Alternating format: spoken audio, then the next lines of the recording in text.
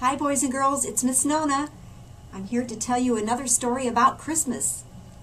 I bet you're getting excited. I sure am. Well, have you ever wondered, when Santa comes to your house on Christmas Eve, how quiet he can be? Sometimes I don't think he's quite so quiet. This is a story about one of those nights. It's called Santa's Crash Bang Christmas by Stephen Kroll.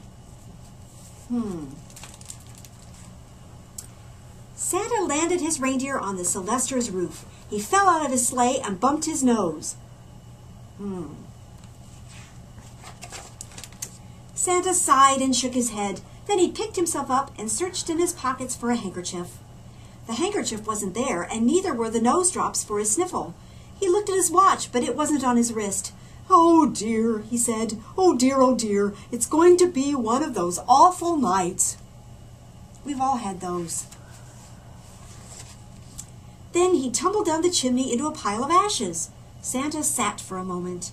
He brushed off his clothes, stepped out of the fireplace, oh no, and knocked over the Christmas tree. Oh! He stood perfectly still in the middle of the living room. "Oh no," he said, "not the Christmas tree." He's right, he's not having a very good night. Then he sat down on the sofa, and it collapsed.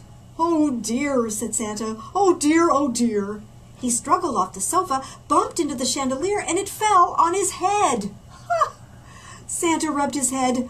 "How I wish I was home," he sighed. My goodness!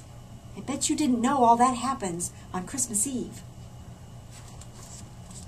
He opened his bag. He'd brought a motorcycle for Mom and Dad, and a fish tank and a toboggan for Jill. Santa crawled inside his bag looking for more presents. Then, plop! A polar bear landed in his arms. Where did that come from?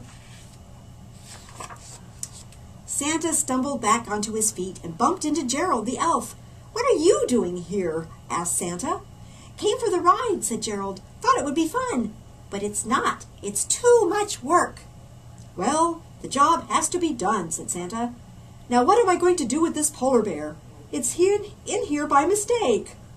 "We'll take it along," said Gerald. "Shouldn't we be going now?" But just then the polar bear took off across the living room.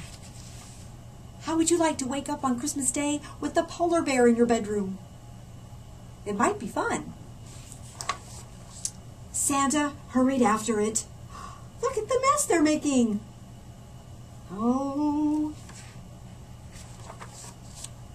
Then he thought he heard the Sylvesters moving around upstairs. He hid in the hall closet. The closet door fell off its hinges with a loud boom. Oh my! Santa left the closet, knocked over the umbrella stand, and heard the polar bear running up the stairs. There he goes. I can't believe they're sleeping through this. Santa ran up after it, tripped on the stairs, and knocked a picture off the wall. That had to be really loud. Gerald sure has a lot of work to do, doesn't he? He stumbled onto the landing, blundered into Mom and Dad's room, and saw the polar bear vanish out the window. There he goes. "Merry Christmas," Santa whispered as he tiptoed by the bed. Doesn't look like they woke up yet. "Happy New Year," Santa said as he teetered on the window ledge. In a moment he was struggling to the roof. "Oh, it's really slippery out here." In another moment he caught the polar bear and stuffed it in the sleigh. As he flew off into the night, Mom and Dad and Jill woke up, pulled on their bathrobes. Oh, I'm so glad he got away. And dashed down the stairs to see their presents. Oh, I'm so happy it isn't a big mess. Looks like Santa and Gerald and the polar bear got everything all straightened out, didn't they? There goes Santa. I hope he makes it back into the sleigh. Oh, poor Santa. The end.